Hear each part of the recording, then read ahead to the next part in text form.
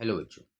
Law of parallelogram of vector addition vector chapter का बहुत ही important topic है। अगर मान लो तुम्हारे पास दो वेक्टर्स हैं p और q। एक वेक्टर है p, दूसरा वेक्टर है q। अब इस वेक्टर को हम कह सकते हैं कि they are the adjacent sides of a parallelogram. Adjacent sides of a parallelogram, मैंने एक पैरेललोग्राम बना लिया, उसकी एडजेसेंट साइड्स हो गई। अब लॉ क्या कहता है कि अगर दो वेक्टर किसी पैरेललोग्राम की एडजेसेंट साइड्स हैं तो उन दोनों का रिजल्टेंट यानी कि नेट जो होगा वो उस पैरेललोग्राम की डायगोनल से पास करेगा, यानी कि दिस इज द आर। यानी R is equal to P plus Q.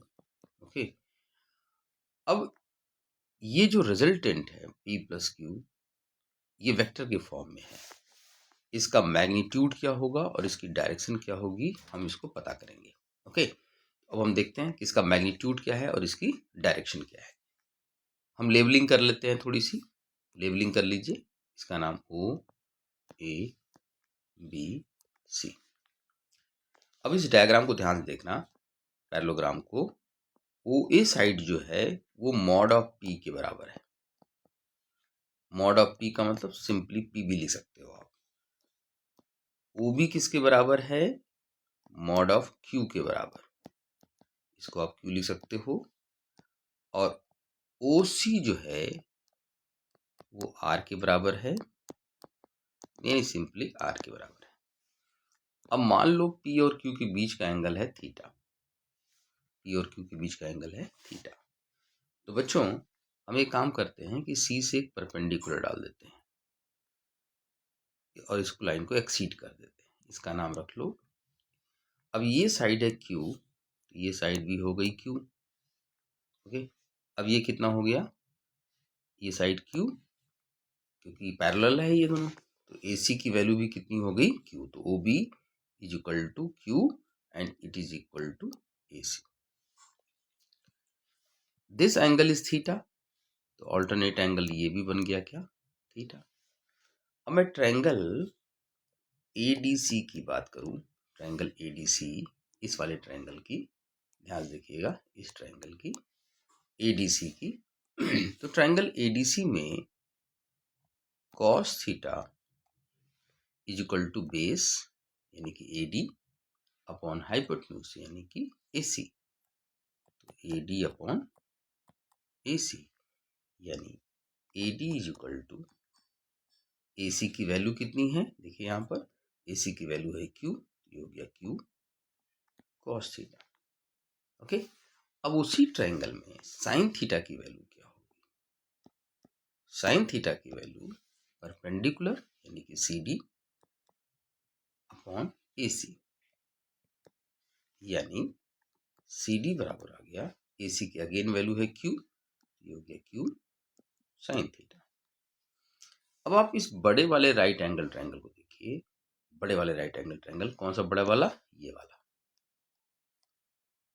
ये ओडीसी ट्रायंगल। ओडीसी को आप देखिए, ओडीसी ट्रायंगल ओडीसी में मैं कह सकता हूं कि ओसी का स्क्वायर, पाइथागोरस थ्योरम, ओसी का square is equal to OD का स्क्वायर प्लस सी डी का स्क्वायर।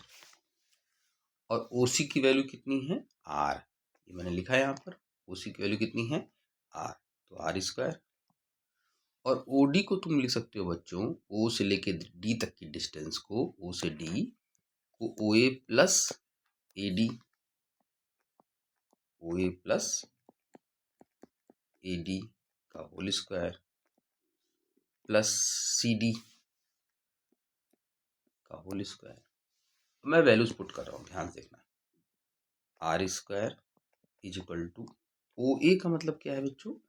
ओ ए, ये देखो ओ ए है, ये ओ ए की वैल्यू कितनी है? पी, प्लस ए डी कितना है आपका?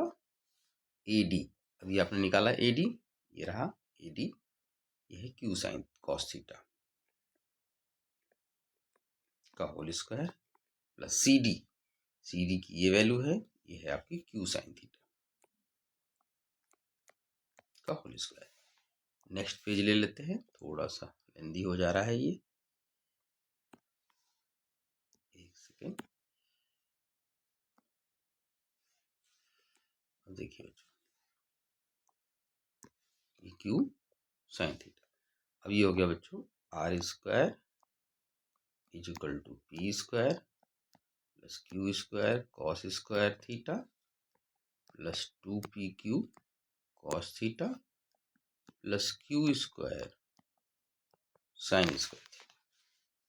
अगर आप ध्यान से इसको देखो तो ये आपका जो Q square cos square theta है और ये Q square sine square theta है, इसमें से क्यू स्क्वायर अगर मैं कॉमन कर लूँ तो ये हो गया पी क्यू स्क्वायर कॉमन, तो cos square theta plus sine square theta 1 होता है, तो P square plus Q square plus 2pq cos theta, that means R is equal to under root P square plus Q square plus 2pq cos theta. अब यहाँ हमें एक बात समझानी चाहिए कि जो रिजल्टेंट है उसका मैग्नीट्यूड ये आ गया। अब इस रिजल्टेंट का जो एंगल है वो कितना है, देखो यहाँ देखो, ये एंगल मान लो अल्फा है, कितना है अल्फा। तो मुझे रिजल्टेंट का सिर्फ मैग्नीट्यूड नहीं निकालना है, रिजल्टेंट का डायरेक्शन भी निकालना है। तो रिजल्टेंट की डायरेक्शन कैसे निकलेगी, देखो टेन अल्फा, अगर मुझे इस ट्रायंगल में से निकाला है टेन अल्फा, तो tan alpha is equal to perpendicular यानी कि C D upon O D. ध्यान से देख लीजिएगा, C D upon O D, C D upon O D, तो tan alpha is equal to C D upon O D,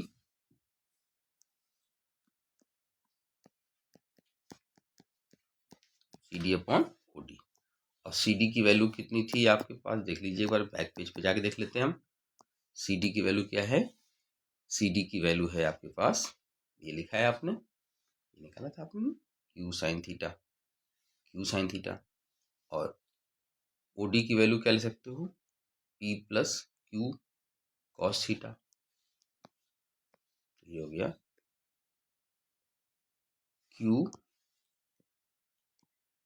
sine theta upon plus P plus Q cos theta, तो ये आ गया आपका direction. Okay, Q sine theta plus P Q cos theta, तो ये resultant आ गया बच्चों, और ये आ गया टैन। अब यहाँ पर एक बात हमें और बहुत इंपॉर्टेंट लिखनी है कि जो रिजल्टेंट है उसकी वैल्यू जो है वो थीटा के ऊपर डिपेंड करती है। किसके ऊपर डिपेंड करती है, थीटा। तो थीटा जैसे जैसे चेंज होगा रिजल्टेंट भी चेंज होगा। तो अगर मैं आपसे कहूँ कि मैक्सिमम वैल्यू ऑफ आर क्या होगी, तो आर की मैक्सिमम वैल्यू होगी जब थीटा की वैल्यू कॉस थीटा की वैल्यू 1 हो जाएगी। कॉस थीटा जब 1 हो जाएगा बच्चों, ध्यान से देखो, तो ये हो जाएगा P square plus Q square plus 2pq, क्योंकि कॉस थीटा तुमने 1 रख दिया, तो अल्टीमेटली ये बन गया पी प्लस क्यू का होल स्क्वायर, यानी P plus Q. This is the maximum value जब थीटा की वैल्यू ऐसी हो जाए कि कॉस थीटा 1 हो जाए। और ये कब हो सकता है, जब दोनों वेक्टर यानी आर पी और क्यू एक ही डायरेक्शन में अगर हो जाएं, तो रिजल्टेंट क्या होगा, मैक्सिमम। इसका रिवर्स क्या होता है कि अगर दोनों वेक्टर एक दूसरे के एंटी पैरेलल हो गए, यानी एक वेक्टर इधर चला गया लेफ्ट साइड राइट साइड, और ये एंगल अगर 180 हो गया उस केस में, तो यानी कि थीटा की वैल्यू -1, तो आर मिनिमम आ जाएगा पी माइनस क्यू। तो मैक्सिमम वैल्यू होती है दो वेक्टर की पी प्लस क्यू, और मिनिमम वैल्यू होती है पी माइनस क्यू। ठीक है, तो इस तरीके से आप इस डेरिवेशन को करेंगे। अब यहाँ पर एक सप्लीमेंट्री चीज है जिसे हमें याद रखना चाहिए। वो सप्लीमेंट्री चीज क्या है, मैं आपको बताता हूँ कि अगर आपके पास एक पैरेललोग्राम है, इसमें एक कॉन्सेप्ट लगता है, देखो ध्यान से, मान लो ये पैरेललोग्राम है। ओके, अब इस पैरेललोग्राम के अंदर मैंने आपसे क्या बताया कि अगर ये वेक्टर P है, ये वेक्टर Q है, तो ये वेक्टर R है, और R क्या देता है, P प्लस क्यू। R क्या देता है, P प्लस क्यू। लेकिन याद रखना ये R कौन सा है, ये R वो है जो उनके टेल से पास हो रहा है। लेकिन एक रिजल्टेंट और हो सकता है, एक डायगोनल और हो सकता है, ये वाला डायगोनल जो हेड टू हेड मिल रहा है, इसको बोलते हैं हम आर डैश। आर डैश, और ये जो आर डैश है बच्चों, ये देता है p माइनस क्यू, यानी कि difference of the two vector.